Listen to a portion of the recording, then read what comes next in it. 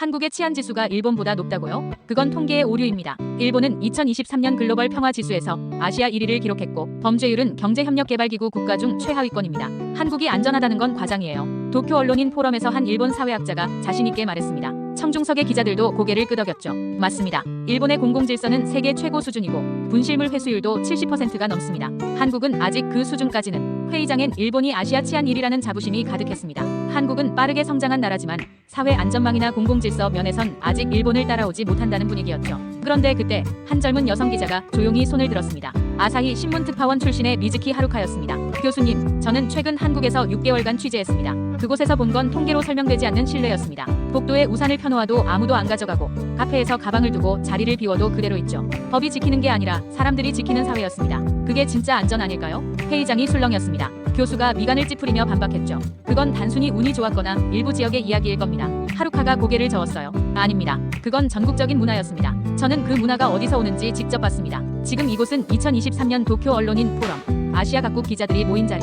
과연 그 회의장에서 무슨 논쟁이 벌어지고 있던 걸까요? 그 이야기 지금 시작합니다. 저는 미즈키 하루카입니다. 아사히 신문에서 10년간 일하다가 프리랜서 기자로 전향했어요. 주로 아시아 문화를 취재하는데 이번엔 한국의 주거 문화를 다루기로 했죠. 서울의 한 오피스텔을 빌려서 석 달간 살기로 했습니다. 도착한 날이 마침 비가 오는 날이었어요. 짐을 들고 복도로 나왔는데 이상한 광경이 펼쳐졌습니다. 복도 양쪽으로 우산들이 펼쳐져 있더군요. 10여 개는 되어 보였어요. 물이 뚝뚝 떨어지는 우산들이 복도 바닥에 그냥 놓여 있었습니다. 제 첫 반응은 당혹감이었어요.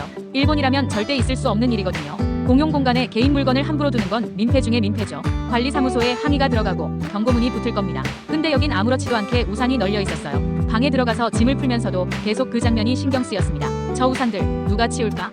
궁금했어요. 분명 누군가 불평할 거라고 생각했죠. 다음 날 아침 복도로 나갔습니다. 어제 그 우산들이 어떻게 됐을까 궁금해서요. 근데 놀랍게도 우산들이 그대로 있었어요. 하나도 안 사라졌습니다. 그냥 말라 있을 뿐이었죠. 더 놀라운 건 아무도 불평하지 않는다는 거였어요. 사람들이 복도를 지나가면서도 그냥 자연스럽게 우산을 피해 다녔습니다. 불편한 기색도 없었고 짜증내는 사람도 없었죠. 저는 카메라를 들고 그 광경을 찍었습니다. 취재 본능이 발동한 거예요. 왜 아무도 불평하지 않지? 왜 관리사무소에서 치우라고 안 하지?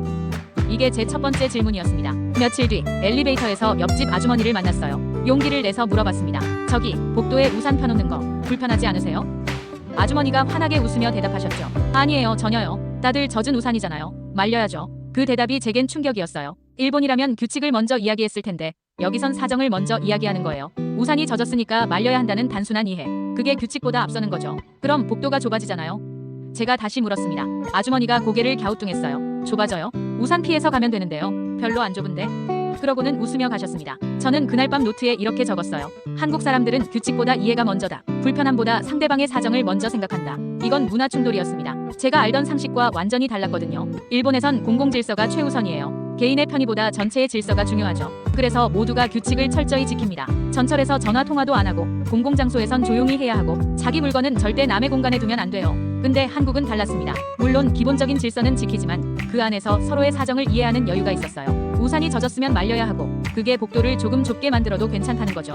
왜냐하면 다들 그 상황을 이해하니까요. 취재를 계속하면서 저는 더 놀라운 것들을 발견했습니다. 어느 날 카페에서 작업하고 있었어요. 자리를 잠깐 비워야 해서 가방을 그대로 두고 화장실에 갔습니다. 일본이라면 절대 안 할 행동이죠. 근데 한국에선 다들 그렇게 하더군요. 10분 후 돌아왔는데 제 가방이 그대로 있었어요. 노트북도 지갑도 전부 그대로. 누구 하나 건드리지 않았습니다. 주변 사람들도 제 자리를 자연스럽게 비워뒀더군요. 다른 날엔 편의점 앞을 지나가다가 택배 상자들이 쌓여 있는 걸 봤어요. 사람들 이름이 적힌 택배가 그냥 입구에 놓여 있었습니다. CCTV도 없는 곳이었어요. 근데 아무도 안 가져갔습니다. 저는 이틀 동안 그 택배들을 관찰했어요. 주인들이 하나씩 찾아갈 때까지 아무도 손대지 않더군요. 일본이라면 바로 도난당했을 겁니다. 아니면 관리인이 치워서 보관했겠죠. 제 노트에 이렇게 적었습니다. 이 나라의 CCTV보다 더 강력한 건 서로를 믿는 시선이다. 사람들은 남의 물건에 관심이 없는 게 아니라 그건 남의 것이니까 손대면 안 된다는 윤리가 몸에 배어 있다. 어느 날 저녁 한국인 친구를 만났습니다. 대학 시절 교환학생으로 만난 친구였어요. 제가 물었죠. 여기 사람들은 왜 남의 물건을 안 훔쳐?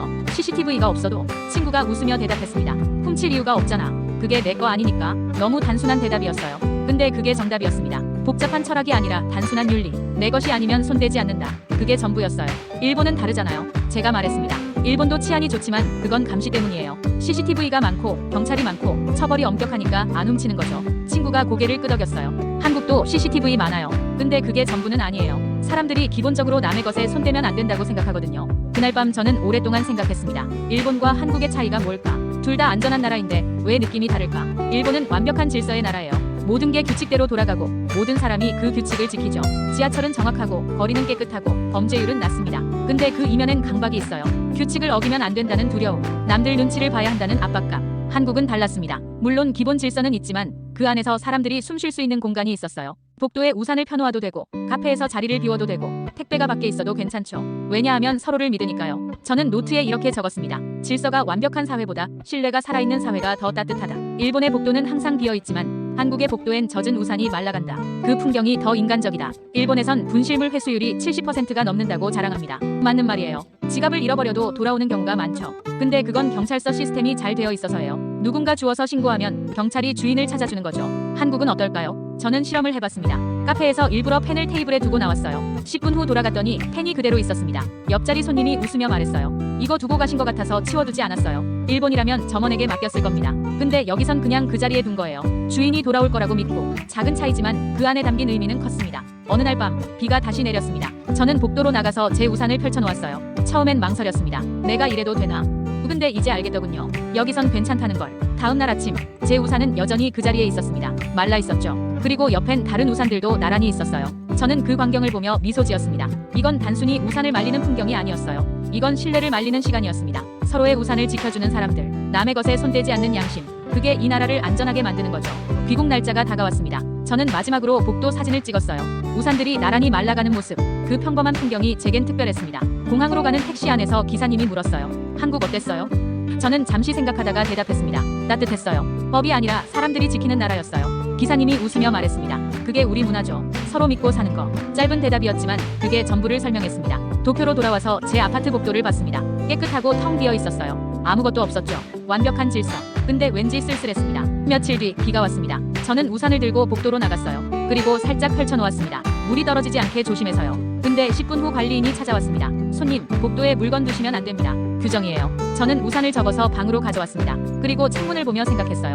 한국의 그 복도가 그립다고. 도쿄 언론인 포럼에서 그 교수와 논쟁했던 날, 저는 확신했습니다. 진짜 안전한 나라는 법이 많은 나라가 아니라 신뢰가 많은 나라라고. 한국이 바로 그런 나라였어요. 저는 기사를 썼습니다. 제목은 우산이 지켜주는 나라였죠. 비 오는 날 복도에 펼쳐진 우산들, 그리고 그 우산을 훔치지 않는 사람들의 이야기. 기사는 큰 반향을 일으켰습니다. 어떤 독자는 믿을 수 없다고 했고 어떤 독자는 부러워했죠. 근데 제가 전하고 싶었던 메시지는 단순했습니다. 법이 사람을 지키는 사회도 좋지만 사람이 서로를 지키는 사회는 더 따뜻하다. 지금도 저는 가끔 한국을 떠올립니다. 복도에 말라가던 우산들, 카페에서 안심하고 비운 자리, 편의점 앞에 택배 상자들. 그 평범한 풍경들이 사실은 평범하지 않았어요.